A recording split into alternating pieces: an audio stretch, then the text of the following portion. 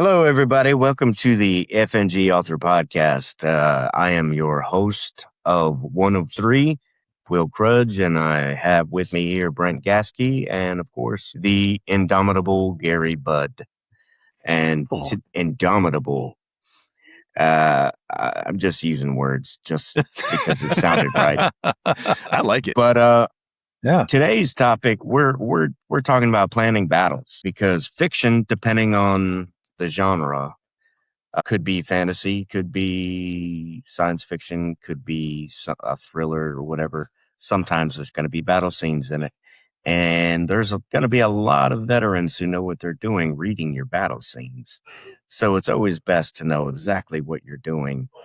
So from the perspective of a couple of veterans, in particularly Gary, who is a former Intel guy, we're going to break down how somebody might build a battle scene and make it make sense.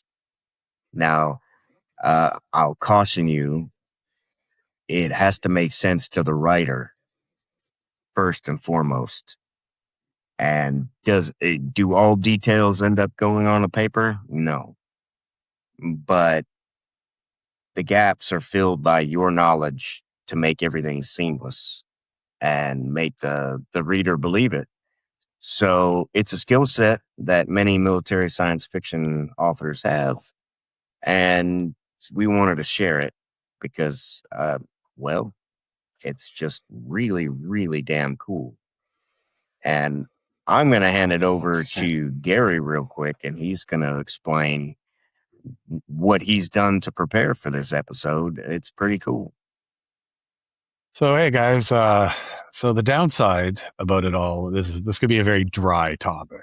First of all, what is a military intelligence person? What do they do, right? It's like being a detective, but without all the cool stuff. You don't get a gun. You're not 4 days from retirement. You're, not on the streets. You're researching. The job of intel is to dictate who is the enemy, where are they, what are they capable of, what are they most likely to do, and what are they least likely to do, and how can we use that information to win. So one mindset I have always used was when I would write an intelligence report, whether it be through imagery or SIGINT or whatever, I would make the report like my best friend on the ground is going to get that information, and I want my best friend to get home. So you give a person the picture of the battle space, right? Or the operational environment or whatever we're calling it. Now, the best way I always like looking at warfare is chess. Chess is warfare. And the way I learned, and it really stuck with me, was the joint intelligence preparation of the operational environment, which I still call intelligence battlefield preparation. So what is it, right? So it's a step-by-step process used to understand the battlefield before the fighting even starts, right? So a lot of this is even done even before you go in country. Like best way to look at it is you're planning a camping trip, right? What's the weather? Is the trail difficult? Where can I get water? What dangers are there? What's the easiest route in? A military commander will ask those same questions. What does the battlefield look like? Where can the enemy move? Where can we move? What advantages does each side have? And what is the enemy likely to do when we get there? Like in Afghanistan, we were pretty quick that they really liked IEDs. So I'm just going to call it JPOA because that's what we do in the military is we take long names, turn them into acronyms, and then turn them into new words. So joint intelligence preparation of the operational environment from now on will be called JPOA. So on land, for example, you're looking at mountains, rivers, forests, roads, cities, weather, and supply routes. So instead of asking, where's the enemy, they often ask, where does the enemy have to go, right? So when you hear terms like, we're going to cut off the enemy supply routes, well, that's what they're talking about. If there's like 3 towns within that enemy's area of operations, you need to cut their ability to go back and get resupplied, whether fuel, ammo, or troops. Now, for JPOA at sea, intelligence studies looks at the ocean depth, islands, shipping lanes, weather, currents, choke points, submarine hiding areas. And I do apologize for reading all this. I have been retired for a few years. It doesn't flow off the tongue as usual. So like an aircraft carrier, for example, just can't simply appear anywhere. You know what I mean? Intelligence predicts where fleets are most likely to travel and where they're most vulnerable. That's why you also never see an aircraft carrier travel alone, right? So you have to understand all that. In space, it even works in space because instead of hills and rivers, commanders are studying planetary orbits, moons, asteroid belts, gravity wells, sensors coverage, communication delays, which is huge. And you see it very done effectively and by some of the best middle sci-fi writers out there. Space Fuel, junk. fuel requirements and other orbital mechanics. A fleet must obey physics, right? Physics is our friend. So if intelligence knows the enemy and has to pass near a moon or burn a large amount of fuel, leaving a planet's gravity, those become opportunities. So there are 4 steps to JPOA, right? So as you can see, I'm kind of going quick and faster, but we're gonna. You're doing great, man. But we'll post these, and you guys can have access. Or if you join our Discord, you can ask me some. I don't know what we've decided yet. But the 4 steps are: 1, you have to define the battlefield. What area matters, right? Like that's the big deal. This will establish the area where the battle is going to take place. Like if you think back to the olden days, where the British and the French would march out in the field and take their shots, has changed, right? So now it's a commander isn't just interested in one city. They're interested in nearby roads, airfields, ports, and supply routes that could influence the fight, right? Like if we look at the current context of Iran, we're taking out all their fuel depots, taking out all their ships, making them less effective. Describing the battlefield is the one thing that people I find in reading books fail to do. And it's not because they're bad writers or they're not good at planning. I think it's just one of those easy to trust your reader to understand what you're trying to describe. But when you're wanting to describe your battlefield, what affects the movement of combat, right? Well, you have your terrain, mountains, marshland. Like, for example, how far is a tank going to make it through a marsh, right? Well, Right. it's not going to make it very far. Right. Then that ties into logistics. How are you going to support, the maneuver elements on the ground based on the terrain and operational limitations? But then after that, you got to throw in the weather. Is it arid? Is it raining? What time of year is it? Then you're looking at the population. Are you driving through large cities? I don't know if any of you guys went through the city of Kabul in Afghanistan, and when you drive literally through a mountain pass, it's literally a self-made choke point, right? And it's just crowded with people. Like you don't have any control of what you're seeing there. Infrastructure, the visibility portion, and supply routes. Supply routes are so big, and when you're planning, because this will identifies the advantages and obstacles. And when you're doing it this way, remember, you're also planning your ingress and your egress. So you're in and out, right? Which is very important. The third part is something I learned my lesson very harsh. I feel it's my own self-critique. I didn't evaluate the enemy. All right. What do we know about them? Like in intelligence, we check out their organization, we check out their equipment, their leadership, their logistics, their training, their morale, their previous tactics. All this reveals your enemy's strengths and weaknesses. Even if you don't write it in your book, but you're aware of it and you can visually explain that to your readers, will go a long way. Right now, predicting enemy actions, what will they probably do? This is where analysts definitely are identify the courses of actions, most likely, most dangerous, and least likely. But for this, we'll just focus on most likely, or our most likely course of action and our most dangerous course of action, which in the military we all call COAs. So what are COAs? A COA is a course of action. It's simple as a possible plan of achieving the mission. Instead of saying, here's our plan, the staff develops several realistic options, like we talked about last week with using NATO map symbols on a big map, moving stuff around. It's a process. It's not something that takes seconds or minutes. And a lot of this is also done either before you go in country, or if you're in a country that you've already taken, but you still are fighting the enemy, right? So the staff develops these realistic operation options. They think of like driving across town. You might have the fastest highway, or route B, slower but avoids traffic, or C, longer but safest during bad weather. All three get you there. The commander chooses the one that fits this situation. Hence why they're the commander. They get paid the big bucks, and they make the final decision. So, Gary, question on that: if you're and I'm trying to think of this from like a space armada kind of a thing, right? You're the commander on the ground. And you've been given these 3 COAs, right? and you're the Captain Kirk, like you mentioned off camera earlier. You're the Captain Kirk, and you pick the most dangerous, right? And everything goes to hell in a handbasket. Does that get brought up at your court martial? Are you like, well, you picked, you had 3 options here, and you picked the most dangerous. But if by picking the most dangerous, COA was the one that would guarantee you the greatest success, like no one wants to lose lives, but a military is a military for a reason.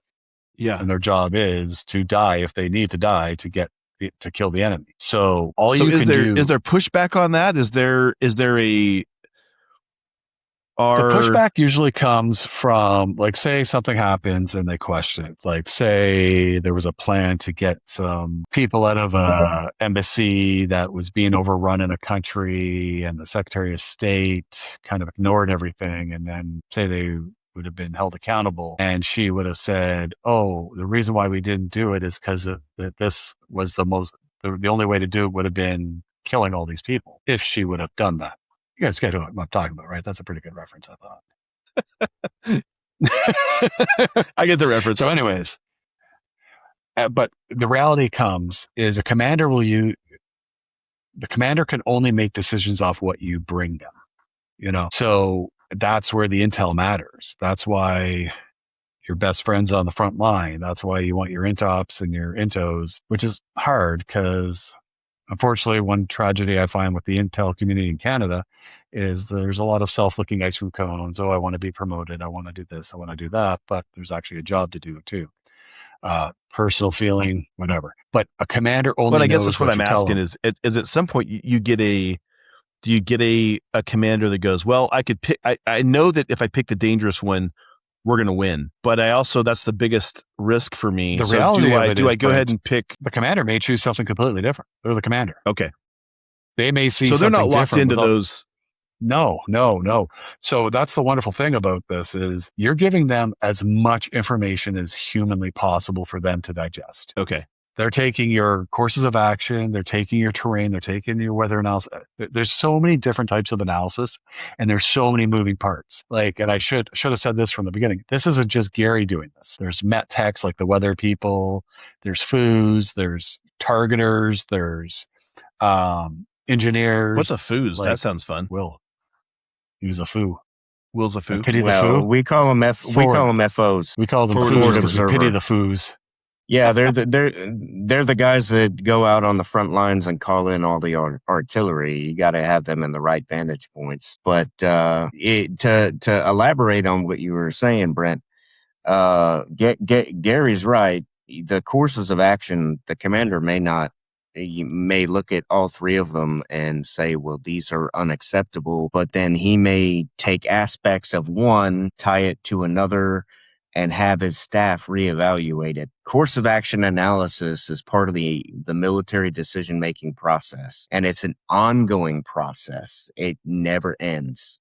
It doesn't end until the operation's over.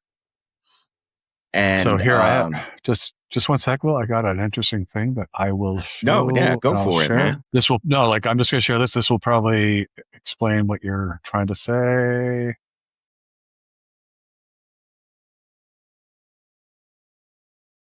Yep, there we go.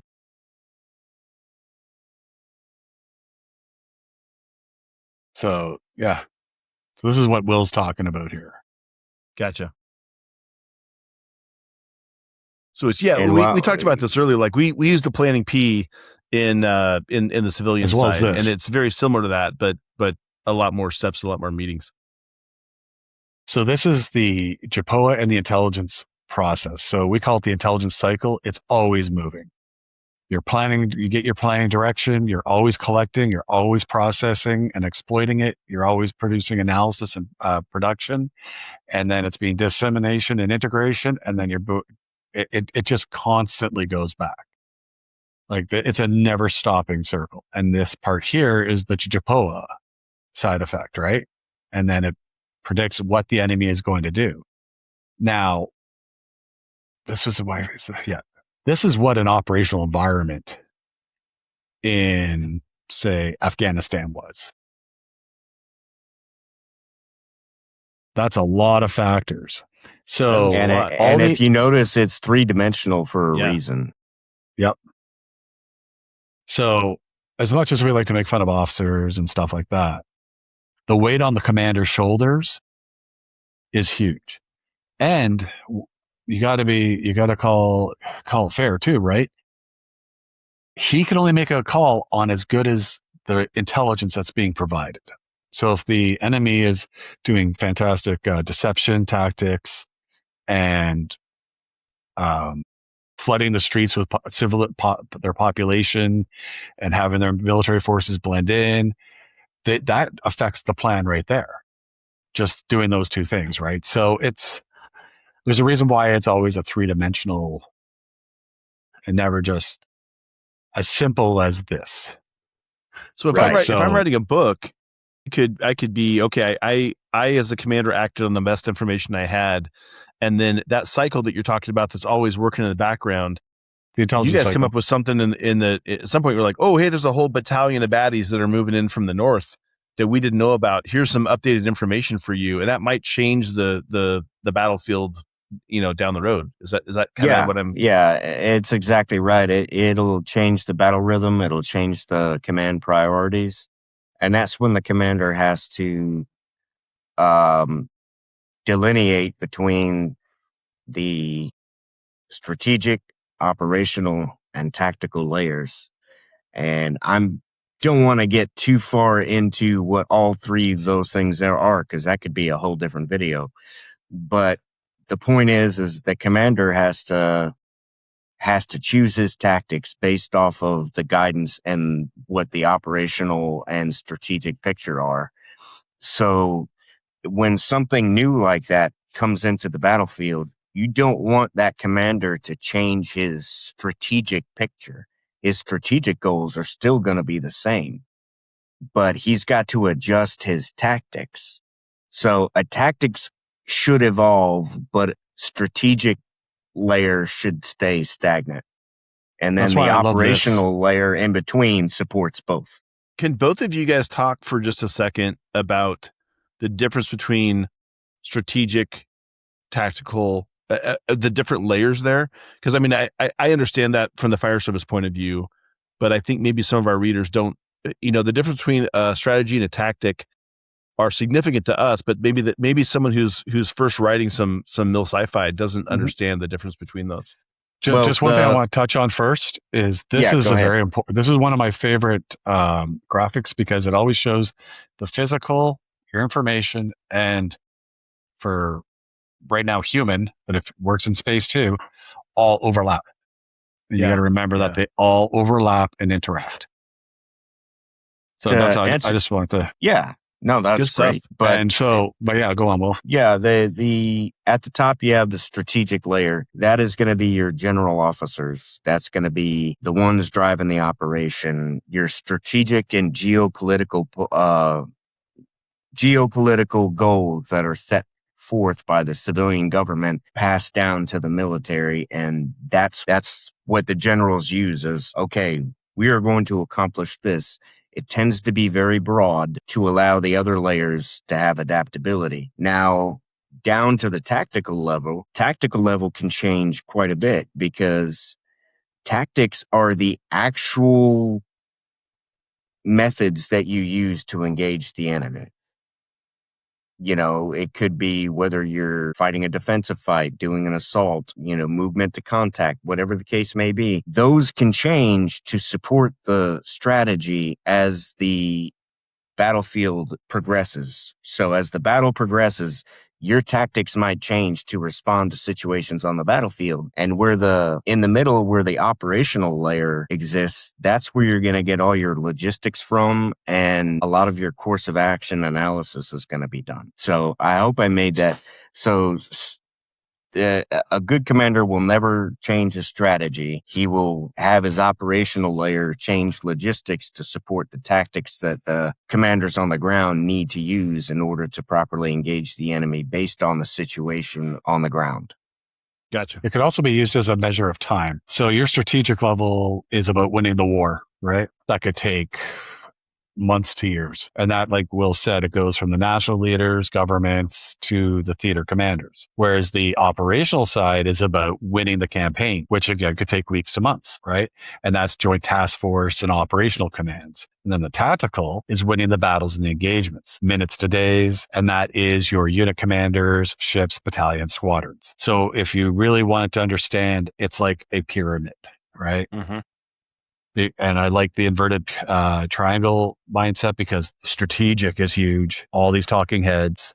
Operational is still huge. All these talking heads. But the tactical, that's where the point of the spear comes, right? Not all these people are actually out there fighting. It's a very small contingency of your military. But important. And although they get the glory and what have you for being the warriors, they can't do that unless they have that picture of the battlefield. Right. It's like going into a room with the lights off and it's full of broken glass, but there's a path. If you don't ask for the path and you walk in there and you're in your bare feet, you're going to get all cut up. So it's so simple when you hear it. And I know myself, I did not understand until like when I was learning in the military, I didn't actually understand it until we actually war gamed all this.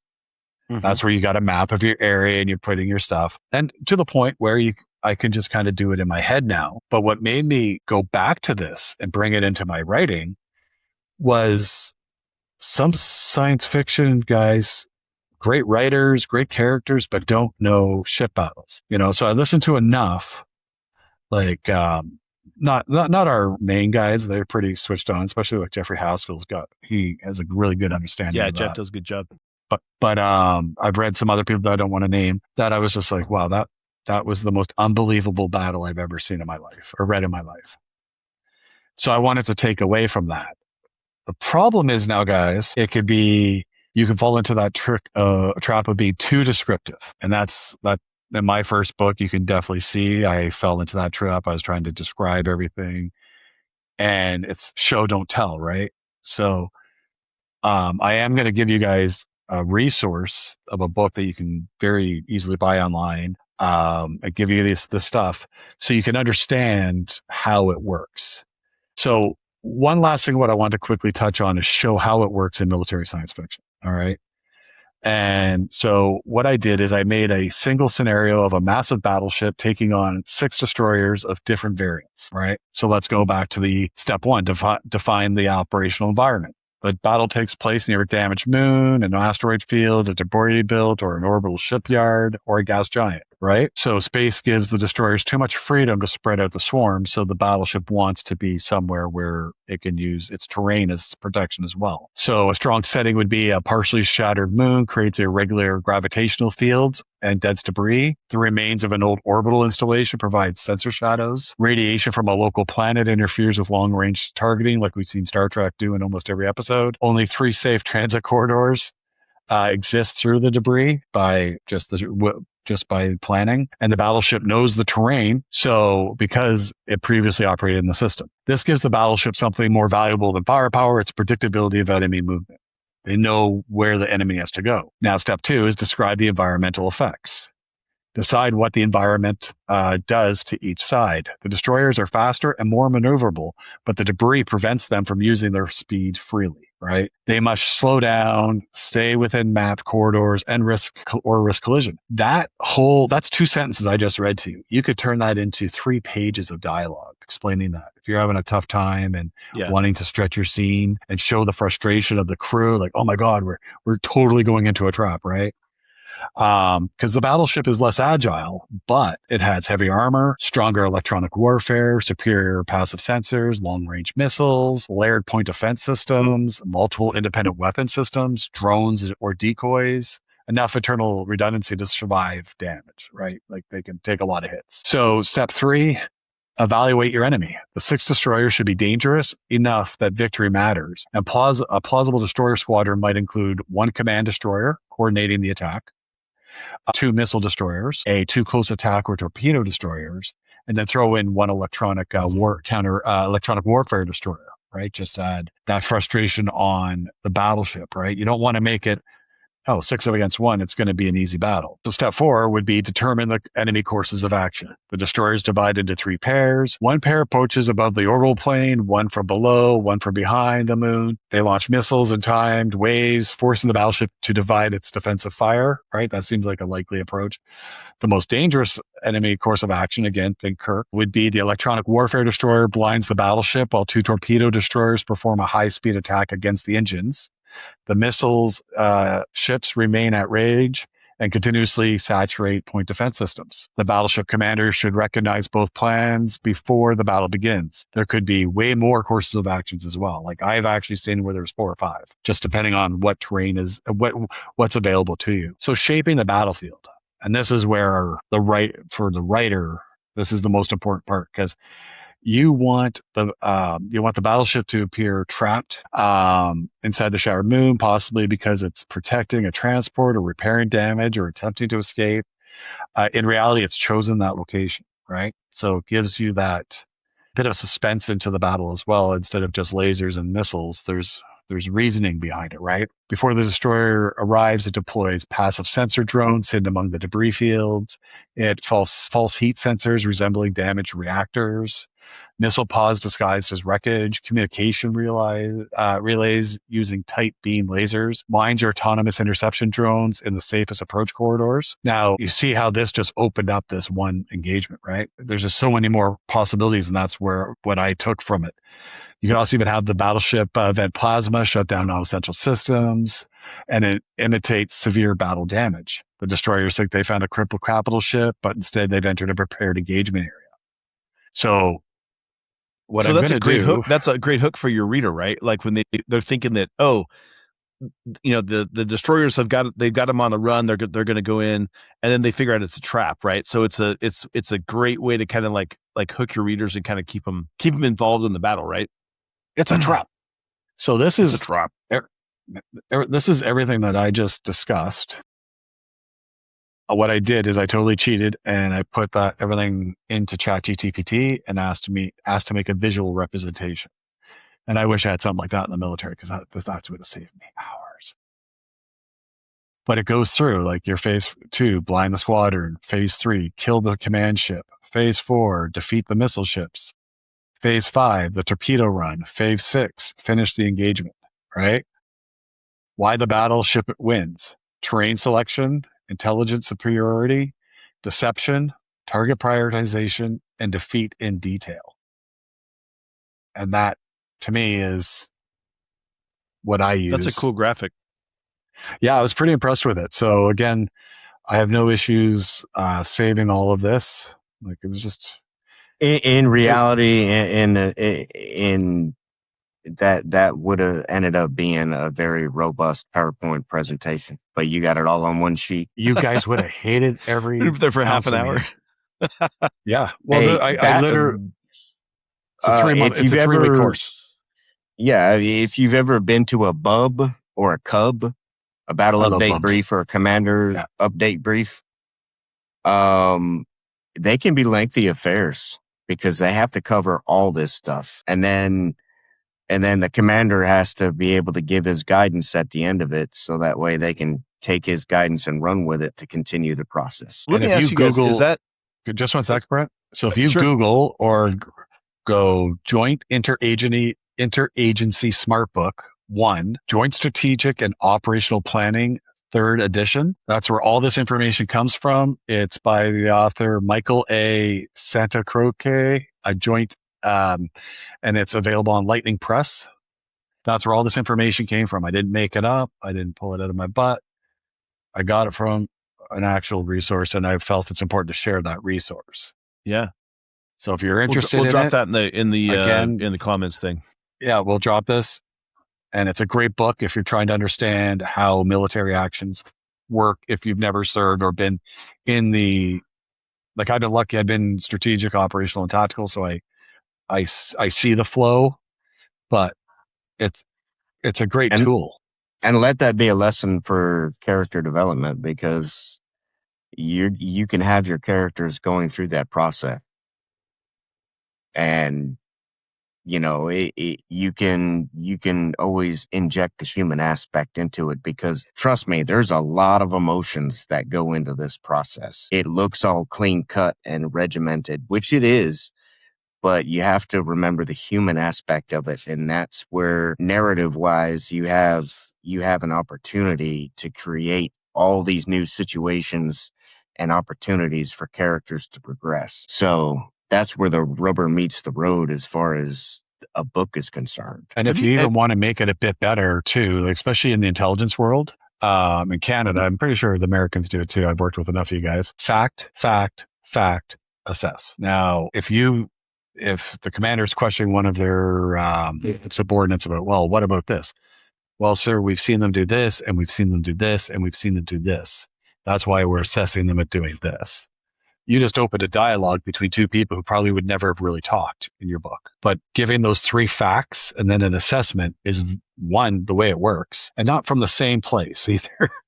You don't find 3 things on Wikipedia and go, well, this is a fact. No, you find from 3 different sources. And the as long as they rainfall, match, the Amazon basin is 174 inches a year. Well, right. and that's another thing that your characters, a cool tool for your characters when they're interfacing with their chain of command, is to cite regulations and to cite manuals, because that gives them not only realistic credibility, but it shows the commander that they're not just blowing smoke up his ass. They're actually pulling it from actual material. Yeah. I was going to ask you especially guys if you're creating an environment. Sorry. I was just going to say, especially if you're creating an environment of a loyal crew and the trust, like, you see on the Enterprise and all these ships like Battlespace, the commander or the admiral, they automatically trust what this person's going to say, right? And that's great. But what if that person's not there? You know what I mean?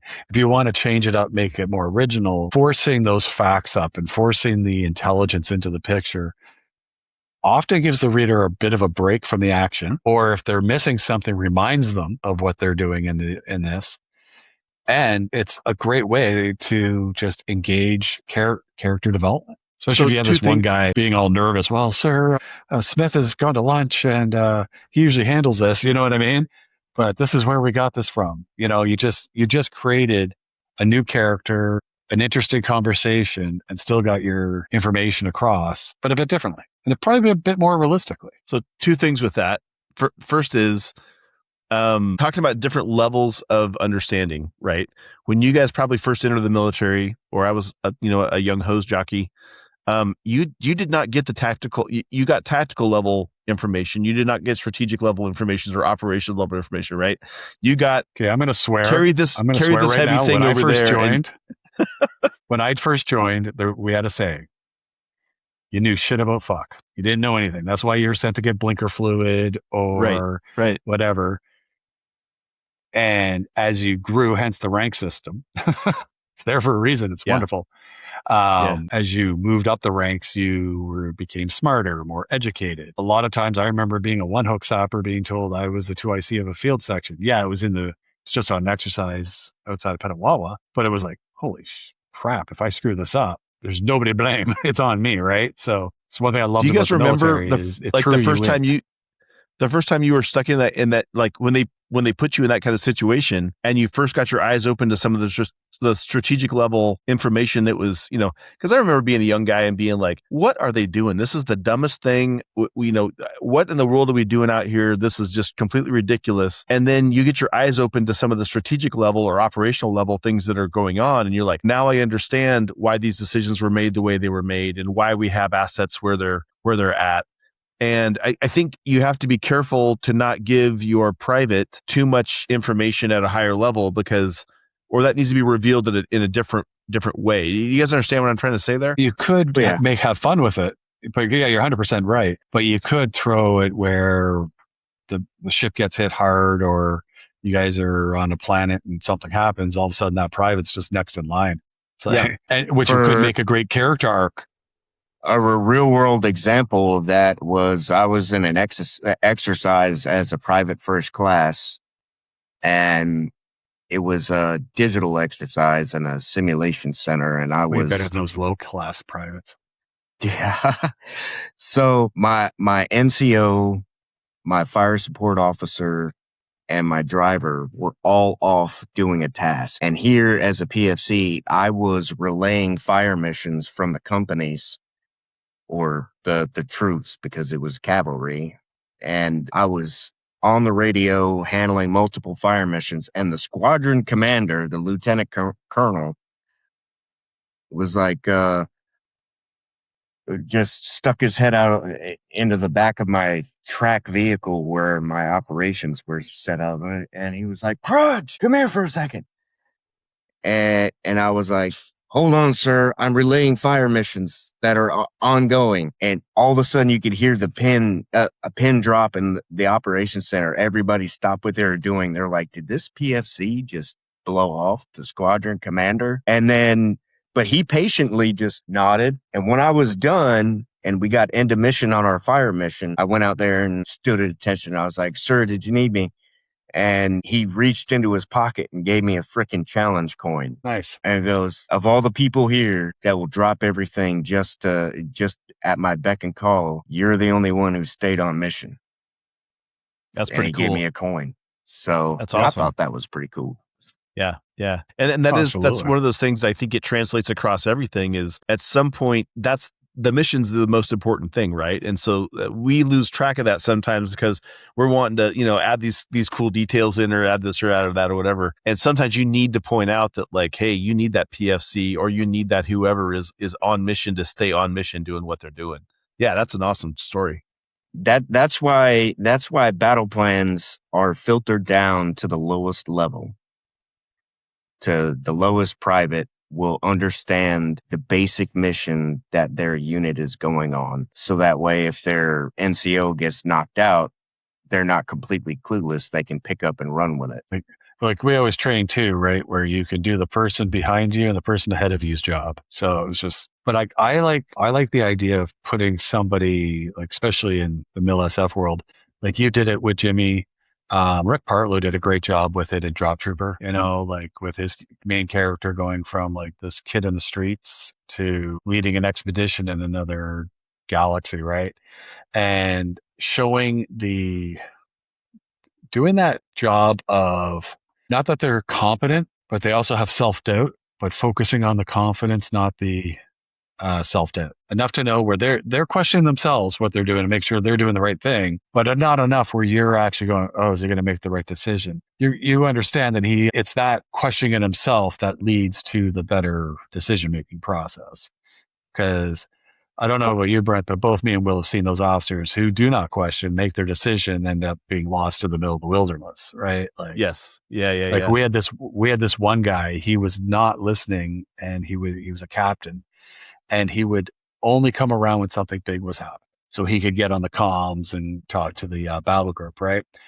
So we were guiding artillery rounds in Panjwai Zari, but we told him it was in Shwali Kot. Now, if anybody knows Kandahar and all that, that's a long distance to shoot artillery rounds. And so the reality of it was, we're giving this guy this information because he doesn't read anything. He's not paying attention to anything. And he literally tells the general, oh yeah, we're firing artillery rounds in Shwali Kot. And the general's like, are you sure about that? Yeah, 100%. I think I need to talk to somebody else, because he all he wanted to do was impress. He didn't want to do the work. He just wanted to impress. And I find unfairly Mil Sci-Fi points a lot of those guys out, but I like to think there's more better officers and senior NCOs than there are not. I've been lucky. I've had some amazing leaders. I've also had some horrible human beings who should never lead people. But at the end of the day, they don't matter because all the lessons that the good ones taught me were still better than the lessons that the bad ones taught me. Yeah. I don't know if you guys saw on the Discord, but I threw something on there about this thought struck me the other day about Ensign Zigglethorpe is what I called him. I saw that. And the whole thing was like everyone has a Zigglethorpe, right? They have the guy that like they think they scored the 98 on the ASFAB. They know exactly what they're doing. And these guys are the guys that are going to come in and they are your worst enemy. They are going to absolutely destroy things from the inside because it's the guy you're talking about. It's the captain who's going to come in at the last minute and throw a monkey wrench into everything and cause hate and discontent and just make everyone's job harder, right? And sometimes you need to take that guy and you're like, hey, I need you to go take these sheets, turn them into strips for bandages and boil some water in the corner because, that's the only thing that I can really count on you to do, and just keep you out of the battle space so we can operate over here. And that's a super cool thing to do sometimes in your books because, everyone has a Zigglethorpe. Everybody has somebody that is that incompetent person that's just going to cause problems. Yeah. Yeah. Don't be afraid to relieve someone of command in your book to, give the main cast small victories. Yeah. So true. So true. And I find a nice driving force too is if you watch shows or read books and you're like, oh, why'd they do that? Or I wish they wouldn't have done that. Well, take it upon yourself then to do it. Like, be that force of change, because if somebody else picks that up and you want to change the direction of a genre, the only way to do that is write that in the genre. If it's accepted, it will move. If it's not, you'll know soon enough. But you can't be afraid to take chances. Gary, what's one thing, and we'll answer this too. What is one thing that we get wrong about Intel on the regular? Like doesn't matter if it's mil sci-fi or if it's just military in general, or like as a civilian, like it's a magic box that stuff comes out of, like logistics or what the people that I dealt with. What is one thing we get wrong on a regular basis? Well, so there's a lot of things people get wrong about Intel, right? Like, for example, there's no enhancing an image. The image you get is the image you get. Enhance. Yes. But the biggest problem with intelligence that people get is, one, they don't understand how robust it needs to be. Like, it's not just intelligence. You have IMINT, which is your satellites and your UAVs. You have SIGINT, right? Monitoring communications and all this and that. You have humans. What does SIGINT? Go through it's the acronyms for me. Signals intelligence. Yeah, okay. Sorry. That's what it stands for. Imagery intelligence, signals intelligence. Like your NSA, that's signals intelligence. Your NGA, that's imagery intelligence. Am I allowed to say that? But human, like the FBI, CSIS, CIA, they deal in human intelligence, right? So there's so many different types of intelligence. That's just and they're in layers too. They're in big layers. And they also go by sources, like how reliable and how actionable. The biggest problem that happens in the intel world around the world, and it's not picking on any country, it's just fact. You'll always have that idiot who will hold on to a piece of information because they want to be the hero that runs in at the last moment and goes, here you go. And usually it's already too late. So intelligence is only as good as the time you present it. So if you told me, Brent, that in 5 days, you're going to launch an attack and take back Portland and make it great again, and I told the governor in 6 days that this was happening, you know what I mean? It's already happened. Thanks, tips. So it's not easy. Like a 5-minute intelligence brief could take up to 12 hours to make. Again, fact, assess all your different sources. What sources do you have? Because I know Will's probably been in this position where you're in some country and they don't actually have network stuff set up yet. So you're using like canned imagery or canned cables to decide if that's still going on. You know what I mean? Mm-hmm. So there's different levels of intelligence. There's different ways to get your intelligence. Like if you're in a place like Kuwait and you're going into Iraq, you got all the stuff you need. But if you don't, and you're going into, well, you guys have eyes everywhere, but say Canada just had enough of Jamaica. All right. We're done with their crap. All right. And we're going there. Well, we'd have to have, what are we using to gather intelligence on that area? What does Canada have? Right. So to that because it's embarrassing, but I don't. But they're going to call Washington D.C. and they're going to go right down the road to Maryland to the Geospatial Intelligence Agency and be like, "Hey, can you get these guys some updated we have maps?" All that stuff. I just don't. Honestly, I don't know what line is considered classified or not, so I don't want to risk breaking any. I'm not trying to sound cool or anything. I just honestly forget. But we have access to NGA and all that. That's how come I know Trump's kind of full of it when he goes up against Canada, all this stuff. Because if he really wanted to, he could shut off a lot of flow of information to us, and that would pretty much get him any deal he wanted. You know what I mean? Like there's sure. Other things that, ooh, I'm going to tariff your smoke. Okay, we're going to tariff your smoke. You know what I mean? I think we're sending as much north as you guys are sending south at the moment, but But but what I mean by that is if America really wanted to affect Canada's effect militarily and governing, shut off the flow of intel, right? There's a Five Eye community for a reason. And everybody knows America is the feeder of information. Like all the other countries are developing, but nothing at the level America has. There's a reason why you're called the world's hyperpower. So yeah. Will, on your end, oh, good. Yeah, go ahead. No, I was just saying I had a top secret security clearance, and there were rooms in the GIA building that I didn't know security clearance levels went that high. I'll be honest with you. I learned a lot about how low and I had the equivalent security clearance of a typical intel officer. Tactical level intel officer, TSSCI, and other letters that I can't say. Same here. I had the highest you could get here. Yeah, but I didn't realize that was nothing compared to some of the really top level stuff that we have. And it was pretty eye-opening. You want to know what the most eye-opening thing for me as an intelligence operator was no countries, no nothing, because I'm not sure what I can say. But I was doing a UAV mission and made a report, did everything. And then the Americans saw it and took it from me and made it no foreign because I was using a Reaper. So it was done by an asset, but I mean, I could no longer read my own product. Yeah, that would be something. But that's just the case, right? Like I have a couple of I know why, and I don't know what limitations are, and I don't want to be that guy. I know why now. After found out a couple days later why, and it had nothing to do with the mission I did. So yeah, it's just kind of funny how that all works. Well, I was going to ask you, as a forward observer, how much of your information got kicked back to, like when you saw something that either didn't match what the intel was, or, was new information? How much of that got kicked back the other direction, where you're like, hey, we're not seeing what you guys were seeing? Did that happen as well? That's intelligence. That's part of the gathering part. Yes. Sometimes it happens by accident, sadly. But yeah, that's absolutely right. As a fire support specialist, we're not just forward observers. We also have to plan all the fire support aspects for any particular mission. So we have to take these courses of actions and drill them down and dissect them and pull out all the bits and pieces that we need in order to build a fire plan for the maneuver commander and brief him, so he can in turn brief his commander, say, hey, this is what we're doing with our fire support assets, blah, blah, blah, blah, blah. But when it comes to intel,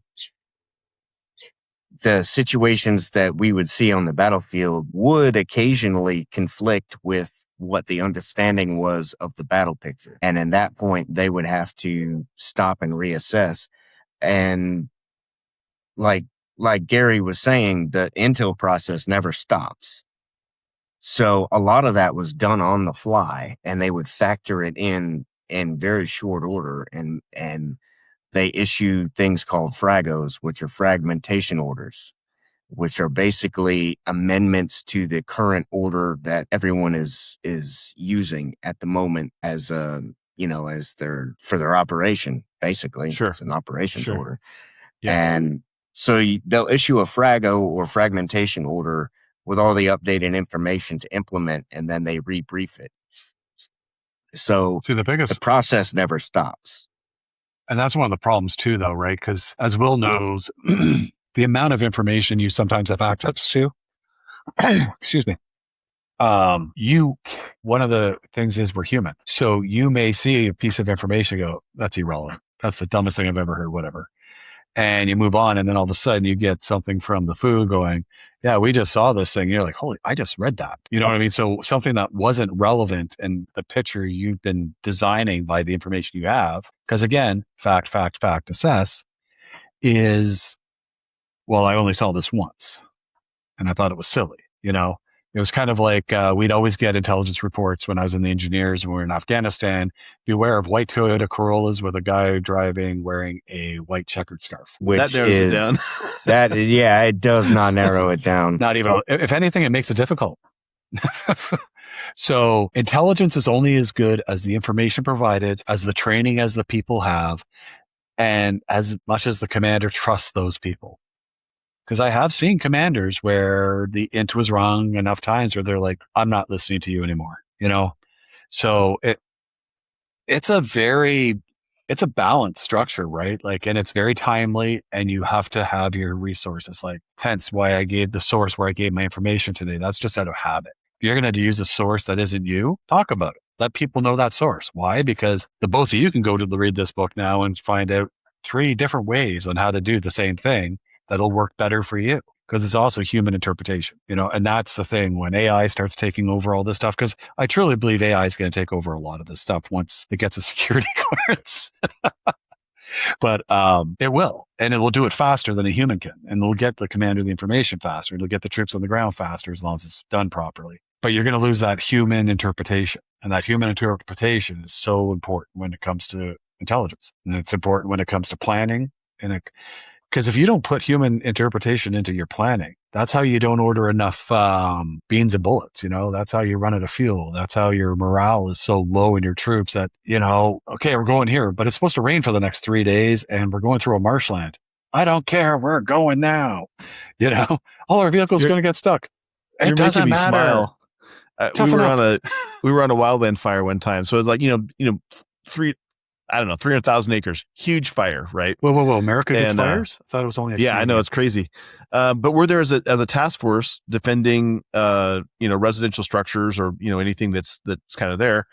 And we've been there for a couple of weeks, and we're to a point where we're kind of wrapping up. They have the majority of the fire kind of taken care of. We're at the morning briefing, which sounds very much like what you're talking about with what you guys do. So we're there at the morning briefing, and you're listening to all the different guys get up and talk. So the guy gets up, talks about the weather. The guy gets up and talks about operations. The guy gets up and talks about whatever. The weather guy, the operations guy, the incident commander, all these people are they keep hinting that the fire is going to blow this other direction and blow right into a residential neighborhood. We've been told that we're demobbing for the day. Like we're done that day. They're sending us all home. We're done. And finally, our task force leader stands up and he's like, hey, question. Do you maybe want to keep the structural guys around for a couple more days if we're going to go burn up, another 80 houses or something like that? And you can see these guys, they all kind of look at each other like, well, maybe that's a good idea. Maybe we should keep these guys around, right? And there's 400 people gathered at this morning briefing. And it's strictly because no one had talked to each other in the process, right? So when all the meetings that happened, everything that went on, that whole brief was put together with completely missing that structural protection aspect of that firefighting mission that we were on. And I can't help but think that probably happens on the intel side too, as far as the military or whatever. So all the time. Yeah. Like I remember so those are just cool things you can include in your book sometimes too. Well, I remember in 2015, we were in Kuwait at the height of the ISIS conflict in Iraq. And we actually had guys from the 82nd Airborne cycle through our JIC, our Joint Intelligence Center, and we'd be working together. They had their system with them that only they could access and vice versa. But it was when you work together, right, especially joint forces, you're always going to do better. And I think that's one lesson that they learned on 9/11. Anytime you hold information and keep it from everybody, it doesn't help. You also don't want to be a blabbermouth and celebrate how you got it. But that's one thing people forget about intelligence. It's not necessarily what it says is the secret. It's how it's gotten. How did you come about that information? That's usually what's the classified part. So the words may not be secret, but if I got it from this source, that's what makes it secret. And because you have to source your sources, right? So it's one of the key takeaways, right? You can only trust your sources that you have available. So that's why it's an ever evolving, constantly spinning cycle, because no one's right 100% of the time. Although I have seen some people wrong a lot, but you're always improving, you're always reading, you're always going through everything. It doesn't matter what it is, especially if you got friends out there fighting, man. Like, I could not imagine being that guy who goes, oh, you know what I mean? If I would have put this in, so it's a part of the machine, like I truly believe, and I'm sure people will be upset, I believe every single trade in the military, Navy, Air Force, Army, Marine, is designed to support the infantry on the ground. Mm-hmm. And for an infantry force with armor, engineers, and all that to be successful in their objective with the artillery rounds to ensure they're hitting their targets, the hundreds of thousands and millions, in your guys' case, of people standing behind them, pushing all that information and all the logistics, the fuel, everything, have to be on top of their game, because when they're on top of their game, the fighting force is on top of their game. Yeah. Great points. That you can be the tippy tip of the spear, and that's typically what we write about, right? Is the guys that are at the tippy tip. But if all of those things behind them are not, if how should I say this? If the shaft is not there, then the spear never gets where it's supposed to go. Well, it's like, are you going to read a book? Is that sexual enough? Just ignoring that one. Hashtag me too. Feel violated having to hear that. With earplugs. That might get cut. We'll see how that goes. What can you imagine? All I can think of is Shaft. Yeah, you damn right. I'm just thinking about writing a book about Corporal Bloggins, who's continuously, every chapter is about a new ammo refill or a new... Why is this room shaking? Oh, we must be in combat. Oh, well, I will still get these forms filled out and make sure they're done in triplicate. 100%. Or, sorry, we only have 2 left. We can't give it to you. Will, do you have a tip for us? Oh, sorry, Gary, go ahead. No, I stole your thunder. I think I was like, I was just going to ask you if you got your Will's dirty tip for the week. Well, I was trying to ask for his tip without asking for his tip.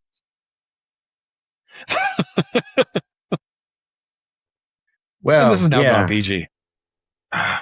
This week's tip is on pacing, and this is something that I am very, very, very adamant about, because I like a nice fast-paced narrative, but where people, often new writers, make their mistakes is their narrative will either speed up or bog down throughout the book. Sometimes you need to slow things down to give the reader a break. I get it. But you want those breaks to be few and far between, just enough to give them some breathing room and start building your tension back. So the key takeaway is always keep track of your pacing. Ask yourself, are my action scenes too short? Are my planning scenes too long? Is this love interest becoming a distraction for the story? Am I focusing too much on it? Watch your pacing and pace well, and set your pace in accordance with your genre. Obviously, military science fiction is going to be a much faster pace, or at least it should be, in my opinion, is going to be a much faster pace than a romance book. But if you're writing a thriller, for example, thrillers are just like mil sci-fi in the sense that they can go from 0 to 100 and nothing flat.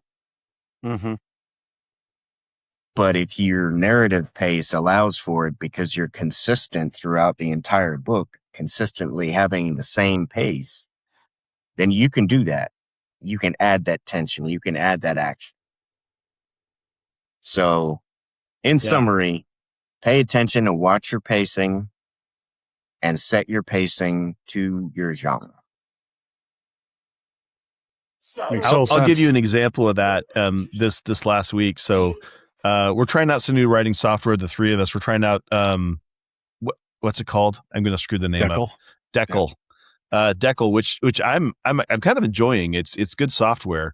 But I had gone ahead and written, I think I had roughly 2,000 words down. I had my main character, and they were they'd arrived on this planet, and they were going to go to this like the main house thing they were going to, which is kind of the hunting lodge.